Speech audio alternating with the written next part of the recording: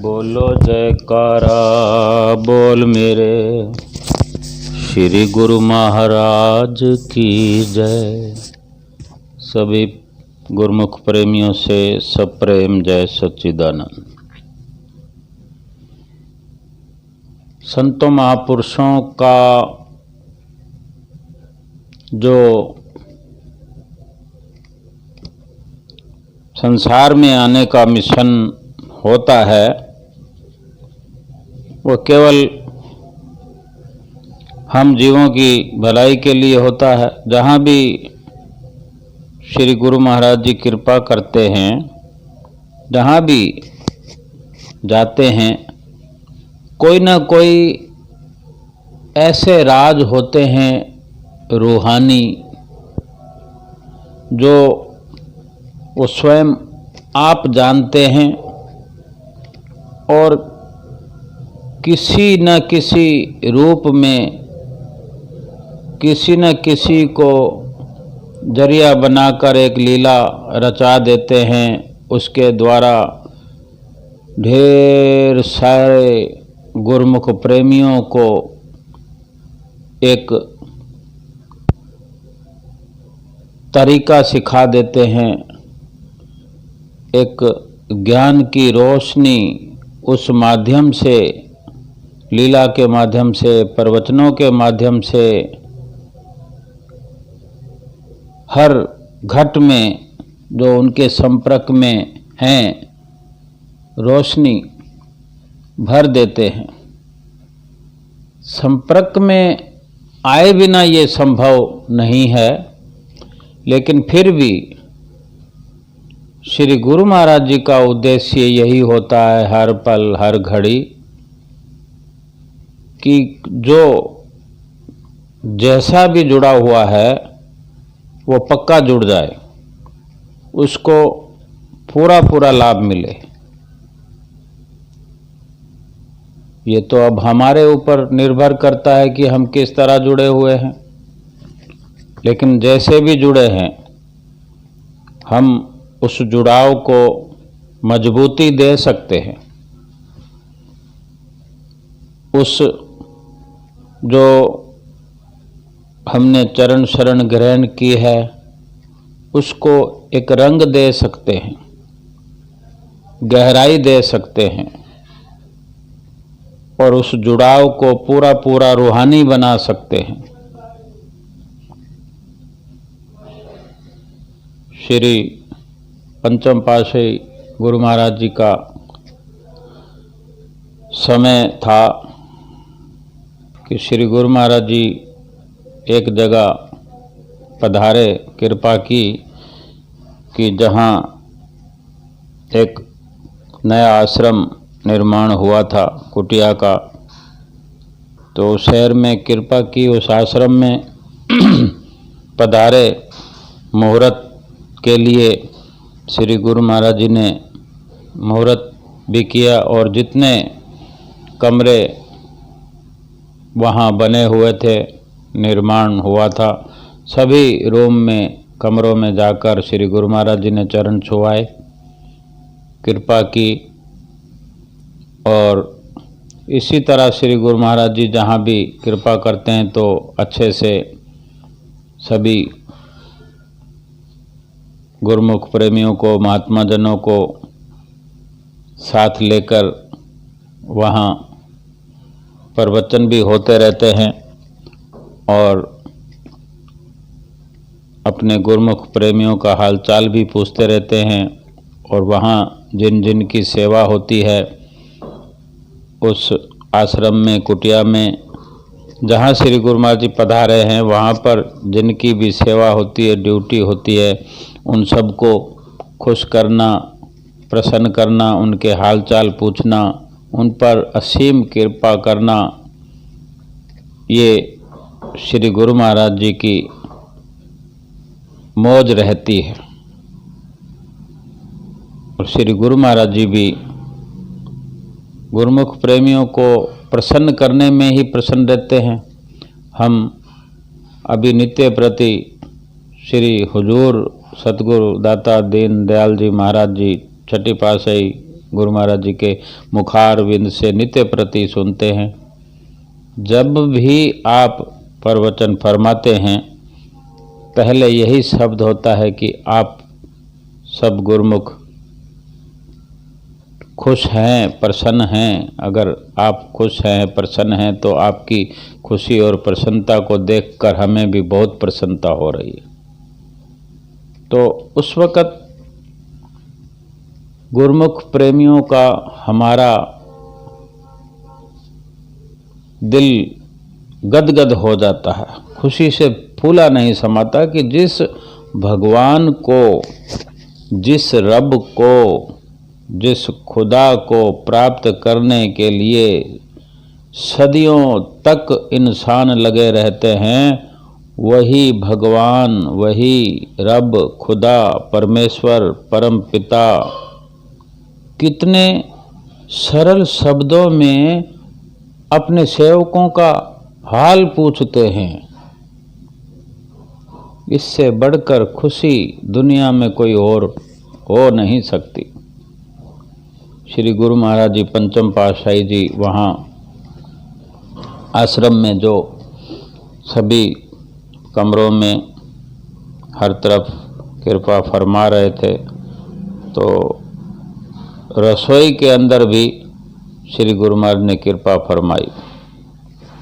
और इसी तरह एक भगत जी ने नया फ्रिज भेंटा किया था आश्रम में, तो वहाँ उपस्थित गुरुमुखों ने विनय की श्री गुरु महाराज जी को कि ये फ्रिज अभी नया ही लिया हुआ है, इस्तेमाल होना है, तो श्री गुरु महाराज जी कृपा करें, इसका भी मुहूर्त अपने कर कमलों से करें, ये हमारी इच्छा है। श्री गुरु महाराज जी ने रिबन काट कर, फीता काट कर फ्रिज का मुहूर्त किया और श्री गुरु महाराज जी ने पूछा प्रेमियों से, जो भगत जी लाए थे वो वहीं उपस्थित थे, उन भगत जी से ही पूछा कि इसकी गारंटी तो मिली होगी। तो भगत जी ने कहा जी हाँ स्वामी जी गारंटी है। तो कितनी गारंटी मिली है इसकी? तो भगत जी ने कहा स्वामी जी 5 साल की इसकी गारंटी है कंपनी की तरफ से। श्री गुरु महाराज जी ने कहा बस? तो भगत जी ने कहा जी हाँ स्वामी जी, और भी कई कंपनियों के फ्रिज थे जो कोई 3 साल की गारंटी है, कोई 4 साल की है, कोई 2 साल की है, लेकिन ये अच्छी कंपनी है, इसकी 5 साल की गारंटी है। तो श्री गुरु महाराज जी ने कहा, प्रवचन फरमाए कि हमारी शरण में आकर, हमारे पास आकर अगर कोई हमसे भक्ति का सौदा लेता है या हमारी शरण में आ जाता है, जुड़ जाता है, हम तो उसके लोक परलोक के सभी कामों की गारंटी ले लेते हैं। ये असीम कृपा है हमारे श्री गुरु महाराज जी की कि एक फ्रिज के माध्यम से इतनी बड़ी रचना रचाते हुए एक बहुत बड़े रूहानी राज को प्रकट किया। समझ अपनी अपनी है, अपने विचार है कि उसको कितनी गहराई से हम लेते हैं। वहाँ कितने लोग उपस्थित थे, कितने गुरुमुख उपस्थित थे, उन्होंने सुना। फिर इसी श्री गुरु महाराज जी की रचाई हुई लीला को कहाँ कहाँ सत्संग के द्वारा सुनाया गया, कितनी बार सुनाया गया। अभी भी हुजूर गुरु महाराज जी की हुजूरी में भी न जाने कितनी बार सुनाया गया होगा, कहाँ कहाँ सुनाया होगा, और आज फिर इसको हम श्रवण कर रहे हैं। ये लीला ही तो है कि श्री गुरु महाराज जी जो भी लीला रचाते हैं वो हमारे हृदय के अंदर एक लटक लगा देना चाहते हैं, भक्ति का वैराग पैदा कर देना चाहते हैं, और एक हकीकी राज हमें समझाना चाहते हैं। हमें समझना चाहिए, यही वक्त है, यही स्वर्णिम अवसर है कि इंसान के रूप में ही, इंसान के जन्म में ही हर तरह से बुद्धि कौशल से और एक ज्ञान के माध्यम से और सत असत का निर्णय कर सकने के कारण इन सत्संग के प्रवचनों को अपने दिल में बिठाया जा सकता है। श्री गुरु महाराज जी की अपनी यही चाह होती है कि वो हर गुरुमुख के अंदर, हृदय के अंदर, उनके हृदय के सिंहासन पर विराजमान हों, और होते भी हैं। लेकिन अगर हम उनके साथ एक सच्चा रिश्ता कायम करें, सच्चा प्यार उनके साथ जोड़ें, तो ये लाभ बिल्कुल पूर्ण तौर पर हम प्राप्त कर सकते हैं। सच्चा रिश्ता हो, श्री गुरु महाराज जी फरमाते भी हैं और शास्त्रों में भी वर्णन है। गुरु नानक देव जी महाराज जी का कथन है कि नानक कचड़ियाँ स्यू छोड़, ढूंढ संत सजन पक्कियाँ, ओ जीवदियाँ बिछड़न, ओ मोया न जासन छोड़। यानी कि जो कच्चे रिश्ते हैं, नाशवान रिश्ते हैं, मिट जाने वाले हैं, उन रिश्तों को तोड़ो, छोड़ो और ढूंढो सच्चा रिश्ता संत सतगुरु का। ढूंढ संत सज्जन पक्कियां, संतों में भी परम संत, परिपूर्ण संत, वो रिश्ता कायम करो। क्यों कि जो कच्चे रिश्ते हैं वो जीते जी छोड़ देते हैं, किसी भी वक्त रिश्ता तोड़ देते हैं। लेकिन जो पक्का रिश्ता संत सतगुरु का है, इस लोक में भी हमारे साथ रहते हैं और परलोक में भी। यानी जहाँ जहाँ हम रूप बदलकर संसार में आते रहेंगे, जाते रहेंगे, श्री गुरु महाराज जी सूक्ष्म तौर पर, अंतरीव तौर पर हमारे साथ, हमारे हृदय के अंदर विराजमान रहेंगे, हमारे साथ रहेंगे, हर तरह से साथ रहेंगे।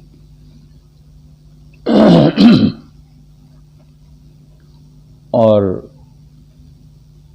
इसी तरह एक बार बम्बई आश्रम का बहुत पहले मुहूर्त हुआ था। पंचम पातशाही गुरु महाराज जी सिंहासन पर विराजमान थे आश्रम में, दर्शन खुले हुए थे। पुरानी बात है काफ़ी। तो एक भगत वो शेर की खाल, उसको दूसरे शब्दों में चाहे कुछ कहते हों, लेकिन सीधे तौर से शेर की खाल जो शिव शंकर भगवान भी जिसका इस्तेमाल करते हैं, और बहुत से ऋषि मुनि भी जो कि तपस्या करते वक्त और ध्यान अवस्था में उस शेर की खाल को इस्तेमाल करते हैं, बिछाकर आसन उसका बनाकर उसके ऊपर बैठकर भजन किया करते हैं। तो वो भगत जी शेर की खाल जो लेकर आए, श्री गुरु महाराज जी को मत्था टेका और भेंटा किया, तो श्री गुरु महाराज जी वो अपने कर कमलों में लेकर, अपने कर कमलों में लिए हुए थे